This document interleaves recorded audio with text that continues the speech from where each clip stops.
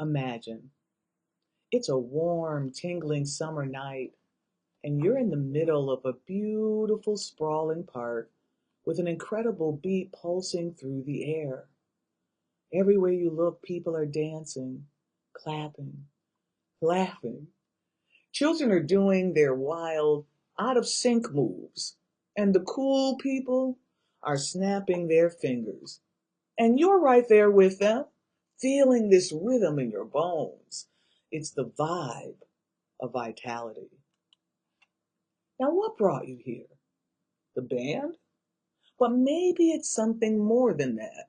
A need to be part of something real, something alive, something that reminds you of what it means to be connected for a moment. This isn't just music, this is creative disruption. This evening of music pulls us out of our routines, out of our little bubbles, and into a space of joy where we're just together. And let's be honest, these days, that feels pretty revolutionary. In a world where we're divided by all kinds of barriers, coming together like this feels like magic. It shows us that creativity has a power that's bigger than us to build community and connect us all.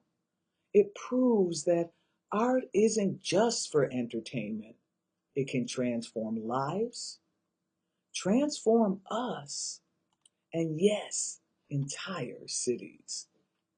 Now, creative disruption is the energy we feel when experiencing live performances. Through it, we can rebuild communities beyond any pandemic and reconnect us all. Creative disruption might sound like something you'd hear at a corporate retreat, but stay with me. At its heart is a beautifully human idea. Creative disruption can be personal. It's about engaging with the arts, whether that's dance or drama, you name it, to shake things up and challenge your normal. Creative disruption can also be communal. It's the power of art to break neighborhood routines and uplift neighbors while driving community renewal. Now, jazz embodies this concept perfectly. Jazz isn't always planned. Through improvisation, it's created right in the moment. Musicians respond to each other, harmonize, accent, collaborate, and experiment. There is this unexpected energy, this vibe of vitality, and once you feel it, it sticks with you. The vibe is what draws us to public arts events. It's not just about watching the artists, it's about feeling alive together. Every July, Hartford transforms with this vibe of vitality through the Greater Hartford Festival of Jazz. Imagine more than 100,000 people, families, couples, old friends, new friends, all packing into Bushnell Park with everything from coolers and lawn chairs to tents. One year, I even saw someone bring an entire inflatable sofa. Now, Bushnell Park is the oldest municipal park in America. It was created in 1853 through the advocacy of Reverend Horace Bushnell, so everyone, regardless of background, could have access to green space and recreation. For the last 35 years, the festival has been a labor of love for Charles Christie and a group of dedicated volunteers and artists who believe music is for everyone. While the concert is free for the audience, it's not free to produce, so they even raise the money to be sure the artists who make the moment are compensated. That's creative disruption in action, leading with integrity, because we're all in this community together. Now, here's something else you should know about the festival. It's not just about bringing people together, it's also an economic lifeline. This one event pumps almost $4 million into Hartford's economy in one weekend each year. That's hotel rooms booked, restaurants bustling, and small businesses thriving. Now, research from Americans for the Arts shows that people who attend art events spend an average of $38 outside the event itself. Now, multiply that even by 100,000 attendees, and you're talking about $3.8 million boosting our local economy. The festival isn't just about jazz, it's a powerhouse that supports local livelihoods. And that's what creative disruption does in communities. It doesn't just entertain, it uplifts and infuses the vibe. That's jobs, that's opportunity, that's growth for businesses that rely on these festival goers as customers. Hartford's Jazz Festival shows us that arts aren't just extras or nice to haves, they're a key to a thriving community. Now let's look across the globe at Tirana, Albania, another comeback city through creative disruption. In 2000, Tirana elected a new mayor, Edi Rama. The city was in a despairing place. Crime was high, people had lost hope, and it looked like a giant slab of gray, crumbling concrete. So, what did Eddie do? He did what any artist would do, he painted. Bright orange, deep blue, bold geometric shapes covered buildings all over Tirana, and something incredible happened. People started paying attention to their city, taking pride in it again. Crime dropped, people began paying taxes, and tourists starting to come to see the colors that had transformed Tirana. With just some paint and vision, Edi Rama turned a mediocre city into a place people felt proud to call home.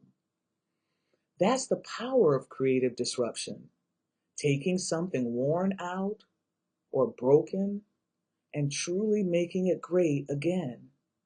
Without a doubt, greatness is possible for cities in need of regeneration simply by investing in the arts. Now, Hartford is at its own crossroads. Once considered the insurance capital of the world, many businesses moved to the suburbs, taking their investments with them. Today, Hartford is two-thirds people of color, and divisions remain by race, by income, and by neighborhood.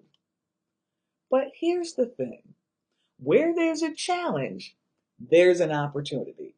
Hartford has the energy, the history, and the cultural richness to stand as a global model of creative disruption. This city has already taken reimagining public art seriously, engaging both young local artists and seasoned arts leaders to bridge divides, to lift neighborhoods, and to write a new story. In 2009, we had a chance to put this vision for change into action. A 30,000 square foot arts center came available, and we turned it into a place called the 224 EcoSpace, with a mission to create a place where people can work, create, and lead transformation in our city.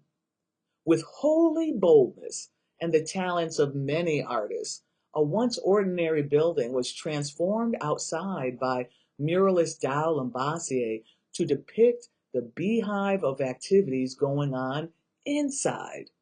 And in Hartford, this artistic space began to shift the narrative of the Asylum Hill neighborhood. Today, the 224 EcoSpace is a thriving incubator for Hartford's creative disruptors, a place where artists and activists with hearts for good come together for change. The existence of the 224 has made a difference in the neighborhood, making it safer, more vibrant, and more connected. It's now a place where people come to build, to grow, and to dream. That's creative disruption. Investing in a place where people feel they belong and a place they want to help grow. But here's the truth. Creative disruptors need more than spaces. They need real support. In the United States, we're a bit behind in strategic arts philanthropy. In Germany, for example, 70% of arts funding comes from the government. In the United States, the government only provides a 7% investment in arts nonprofits, which means very little arrives in the hands of homegrown creatives. Sadly, individual artists often rely on what they can scrape together from side hustles to bring their artistic visions to life for the community's benefit. Imagine if we changed that through new approaches to philanthropy by investing a fraction of our resources in supporting incubators like the 224 EcoSpace and funding the work of local artists and changemakers. See, art isn't just a nice addition, it's essential to the health, social capital, and wealth of a community. It creates places where people want to be, where they want to stay, and where they want to invest in the future. Our world needs creative disruptors, people who see beauty in broken places and opportunity where others see problems. Our world needs creative disruptors, people with the courage to use art to connect, uplift, and bring life back to places others have abandoned. Today, I invite each of you to step into this movement. Support the artists, the dreamers, the doers, the ones who are brave enough to re-envision what our communities can be. Stand with the disruptors, the builders, the visionaries who are creating spaces that connect us, lift us up, and give us hope. Strengthen your resolve to build life into our cities through the arts. Together, let's make our neighborhoods thriving places of resilience, belonging, and opportunity. Together, by investing in local artists and creatives, we can build a future where every city, every block, and every person has the chance to grow and to feel seen. So let's be bold. Let's be brave. Let's leave this world a little brighter, a little kinder, and a little more whole than we found it through creative disruption.